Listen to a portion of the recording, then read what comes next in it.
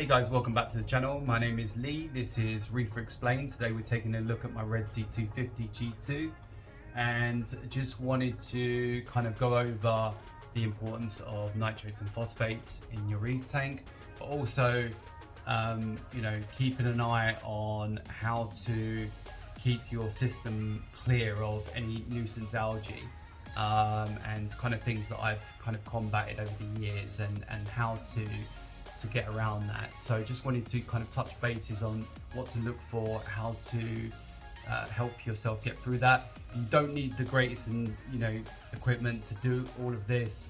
My sump may seem really packed, but you can make it as simple as possible, and I'll go through some of those techniques.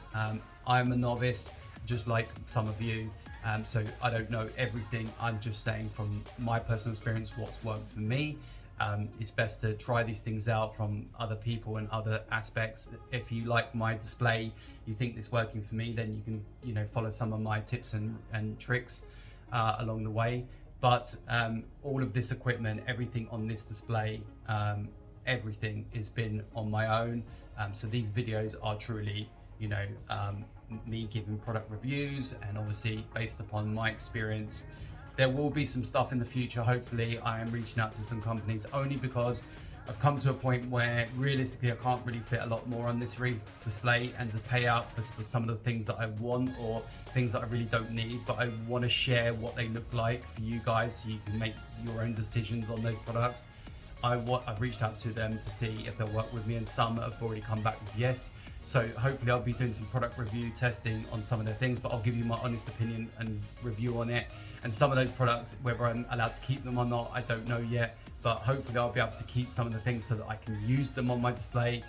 There's some things I want to try, like reactors and feeding new ports and things like that. So it'll be good to go through some of those aspects with you and to show you my true thoughts on some of these companies that are upcoming, the big companies, and some of the other things that I've already got running on my reef tank so far. So there's the intro to this video, and I'll get to the main displays, what you want to see, so bear with me.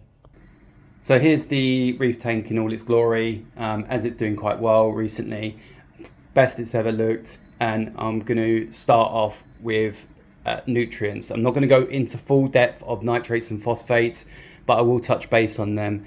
And this is just going to be on nuisance algae for a lot of newbies or people that are dealing with this, and it can just creep up on you very quickly if you don't see the signs. So this is my tank, and I just wanted to share what I'm currently doing to combat any of those issues. So we are going to go into nitrates and phosphates quickly just to show you where I'm sitting and what they look like. So we are using generally on the Hanna tester kits here. Now the reason I like these is they will give you a digital display once you set the vial in. This is for the nitrates high range test, and you just put a vial in here with the water, click it down, press the button, and then you'll take it out and put the reagent in, and then you'll hold, and within 7 minutes it will give you a reading exactly where your nitrates are. So whether this is a true test, but what I do like about it is it will give you a number instead of you trying to read a colored chart, which I found for nitrates pretty much impossible for most tests. Now it will give you a pink reagent color that you can match on a chart if you have nitrates in your reef tank. And my personal opinion on nitrates and phosphates, if you're running a coral reef, is that you need them in there. They need to be present, otherwise you'll run into other issues where imbalance in the reef will cause some sort of other nuisance algae in the reef. I won't go into those in too much detail. But nitrates on mine are sitting around 5 parts per million, which is great. I have a pink color hue when it comes up. Phosphates, I was using the Hanna checker. It is quite good and reliable, but I found that the Reef Factory Smart Tester, even though it was much more expensive obviously, is more precise and gives me a better indication of where I'm sitting. This will still give you a reading if it's showing, but sometimes I got a reading and sometimes I didn't. So that's my two thoughts on the phosphate checker in ppm, parts per million. So this one worked quite well, but the Reef Factory Smart Tester obviously was the go-to for me where I'm testing on phosphates. Phosphates are sitting at 0.03 per day I'm testing and that's good for me. Where those levels should sit, who knows?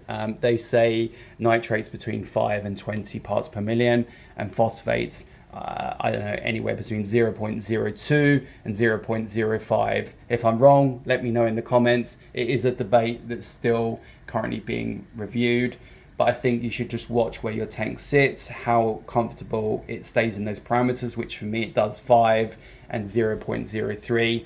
And what your reef is actually saying, how your corals look in color format. Are they extended? Is there algae in the system? And you'll see it. So I'll show you now. So currently my colors of my corals are quite popping. The polyps are out, which is great. This is a short gonny. And some of these indications will show me how the corals are reacting to the phosphates and nitrates. When they're fully extended and the colors popping, I see it as a good sign that my nitrates and phosphates are pretty much in the region where I want them to be. Also, what I've noticed is that if I'm not getting enough phosphates and nitrates, that I may see some corals dying or kind of just turning white. I don't know if that's an indication of that or something else happening, but that's what I've noticed in the past. And you can see this is just, typical phone shooting of what the colors look like, and they look fine. They're not over exaggerated, but they are popping and they are extended. And gonnies and alves usually tend to like a little bit more dirtier water. Now, another thing that I've noticed is if you have nitrates and phosphates, you will have some nuisance algae in the display. So here, for instance, I have some, and it's only slight patches, but this rock is a new rockscape that was only been introduced 3 to 4 months ago. And there is some tough bits of algae in here. You can just about see it, but it's small amounts. Sorry for the blue hue. But this rock came over from my old display and has absolutely no algae really on this rock. Now, what I've done is to combat some of the algae that you may always have in your reef tank, believe it or not, is just add a cleanup crew and do some regular water changes. Now, water changes are debatable within a week, 10%, or you can do fortnightly or monthly. But the main thing to take away from the water changes is if you're going to do them, just do them consistently.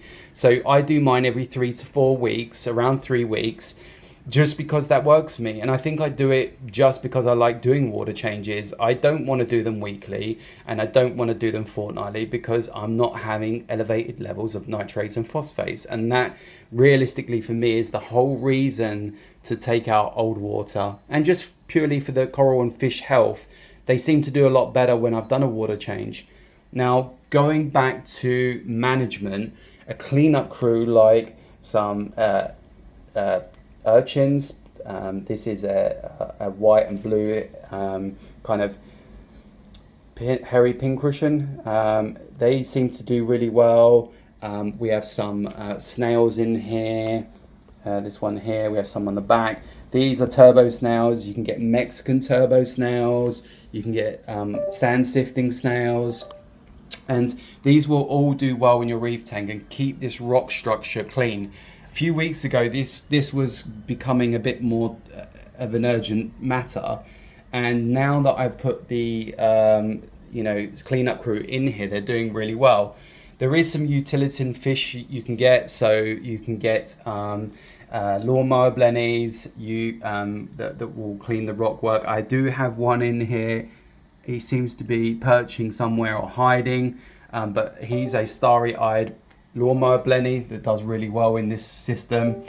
And you can get things like tangs that will attack the rock and clean up that algae for you. Another way that you can keep the system clean, there's the starry-eyed blenny. You can see him now. I'll try and zoom in, but he does a great job. He's very peaceful. He seems angry, but he's very peaceful and will clean up the rock work as well. Another way is to keep the sand bed clean. If you're running a sand bed, is to siphon it out. You don't have to do it all the time, but I do mine once a month, and I just siphon it into a filter sock into the sump. Sometimes the same day as the water change, just so you're depleting some of those levels back out. But this will get rid of some of the poop and the junk from the actual sand bed and keep it clean as well. Now, another way you'll know if you've got nutrients in the system is pineapple sponges. So I've got some in here. It's not a bad thing, but what you don't want to do is if you see the numbers increasing, I've got some in the overflow. They look like they're like little critters, I think. Basically, they feed off, nutrients. And so you want to be careful that they don't go crazy with numbers, and then you can just back off your feeding a little bit. Another thing that you can do to help nitrates and phosphates is obviously have enough media in your sump. So you can add, the Biosphere balls here, but I think they're by Maxspect. I've got some rubble.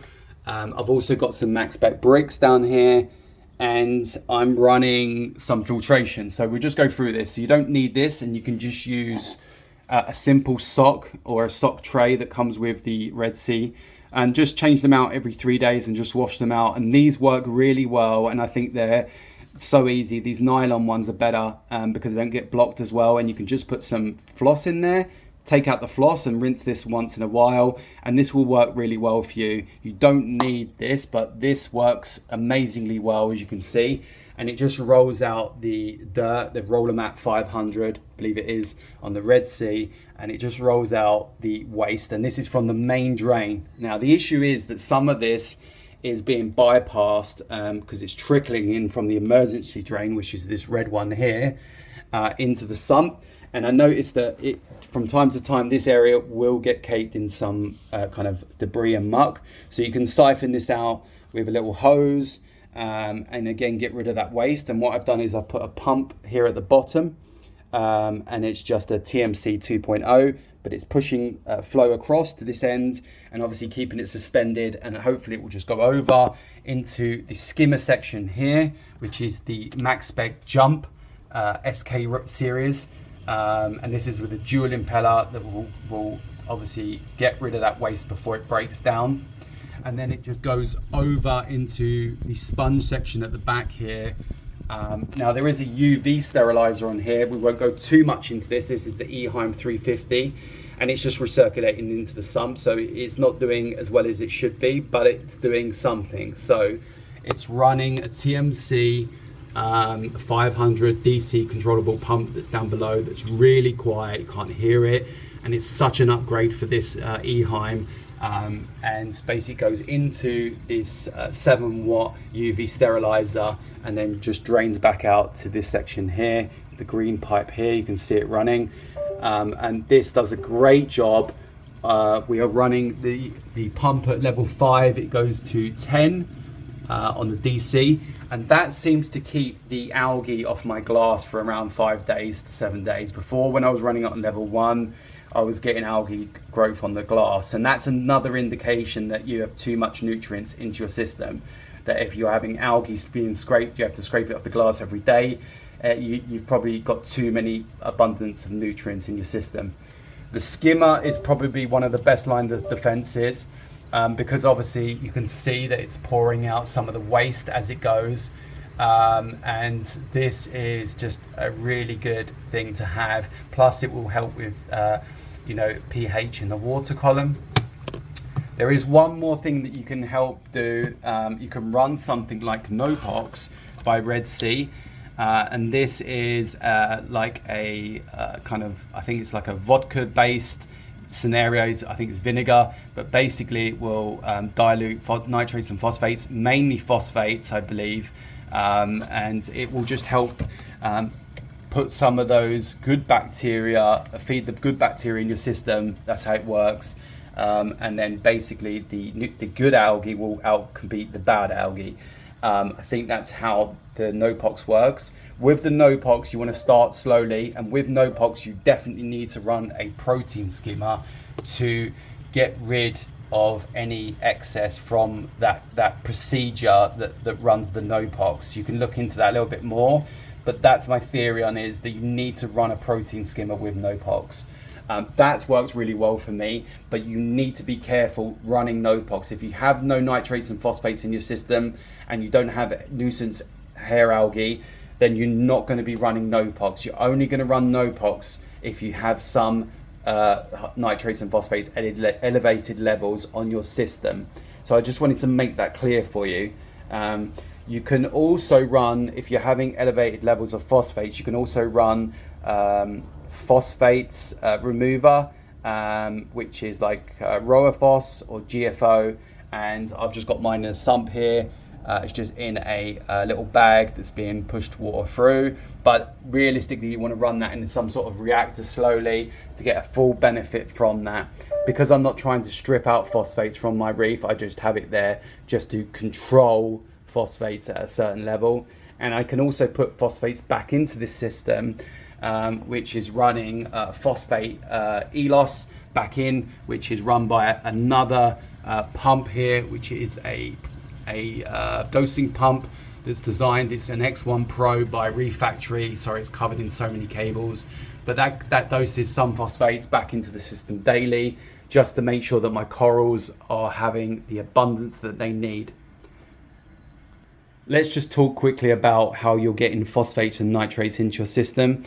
You're either manually dosing pure forms of nitrates and phosphates into the system, which is by adding a reagent, an agent into the system, which I sometimes do to make sure those levels don't crash. But the other way is through feeding. So we have here some fish food. You can see that it's not that much. I have about 6-7 fish in here, and I will dose some in. So if you're adding fish food, what you want to do is make sure that you can rinse the fish food beforehand if you're worried about that it's got elevated levels of phosphates in. This is frozen food. You can dose food via a pellet or flake food reactor, feeder. But again, this will elevate phosphate levels personally, and you just want to be aware of that. The reason it's on the tank, it doses once a day to get the fish used to the feeding ring. And when I'm away on holiday, this is purely what I use. I will have someone here to feed some frozen food from every other day if I'm away for more than a week, just because I want the fish to have some frozen food. Another way that you're elevating levels in the reef tank of nitrates and phosphates is using supplements for the corals, which is coral food. And again, same scenario, powder form and liquid form, it's the same. It will elevate those levels. But if you have a good export system of removing the nitrates, the waste before it comes down into the roller mat or the sock, and then the protein skimmer, and then doing regular water changes, you shouldn't have an issue by adding these. But what you don't want to do is add these every day if you don't have a lot of corals to uptake the nutrients that they need or they're going to need later on. My system is only probably a third full, and so for that reason I don't feed regularly. I feed the corals once a week at most. Fish are fed 2 to 3 times a day, but they are fed small amounts so that they can uptake the amount of food that they need in order to thrive. Because I think feeding once or twice a day is better than just feeding one big hit, and it will help them be a lot more better. And so that's really what I feed in this session, and it just gives those fish equal time to catch it. Plus it won't go down the overflow and then contribute getting stuck somewhere or in the rock work. And all that food is now being uptaked, and I will feed the rest over the course of the day. If you can't do that, you want to use a feeder or measure the food out for someone to drop in, and that's your best way of kind of nutrient control. I hope that explains everything. It was a long video, but there's so much to cover in this, and there's still more that I could have covered. I just wanted to show you how simple it is. You can just run a sock on a reef tank and a protein skimmer, or a sock and run a refugium in the sump, or just do weekly water changes to get rid of any nutrients that are in the system, to dilute them down to have a great thriving reef tank. So this video is for anybody that wants to learn more and likes these videos. Please give it a like and subscribe. It really helps me bring out more content. And I'll be bringing out some content review on product testing shortly, on smart testers and some auto feeders and some other things in the future. Thanks for watching, guys, and take care.